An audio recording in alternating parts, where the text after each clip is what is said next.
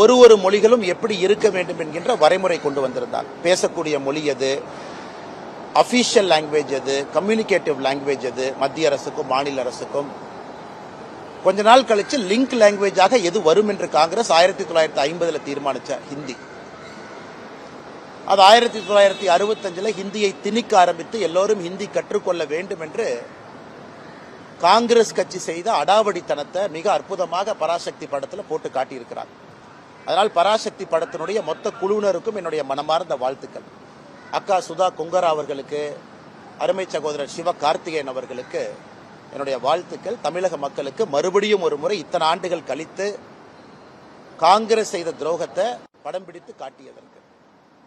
இதுல ஆச்சரியம் என்னன்னா, திமுக காரன் கொண்டாடிட்டு இருக்கிறான். அதான் சந்தோஷமா இருக்கு. எங்க ஆப்பு வைக்கிறாங்க, நட்டுல வச்சாங்களா போல்ட்ல வச்சாங்களானே தெரியாது திமுக காரன். இந்த பராசக்தி படம் சூப்பரா இருக்கு.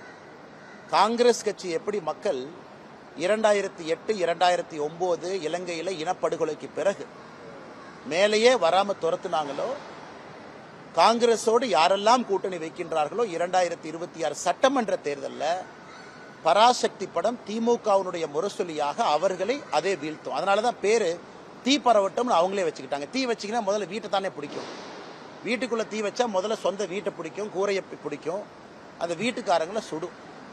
அதனால இந்த பராசக்தி படம் முதல்ல திமுக என்கின்ற வீட்டை சுடட்டும்.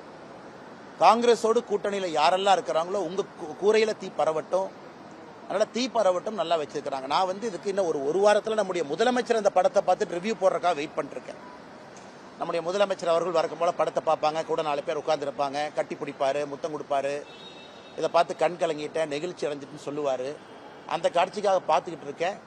அதனால நல்லா இருக்கட்டும், எல்லா மக்கள்லாம் போய் நல்லா பாருங்க. பார்த்துட்டு காங்கிரஸ் யாரோடு கூட்டணியில் இருக்கிறாங்களோ அந்த வாக்குச்சாவடி பக்கம் போய் ஓட்டு போடுறக்கே போயிடாது. ஏன்னா அவங்க என்னென்ன அநியாயம் செஞ்சாங்கன்னு அந்த படம் சொல்லுது. எல்லோரும் பார்க்க வேண்டிய திரைப்படம்.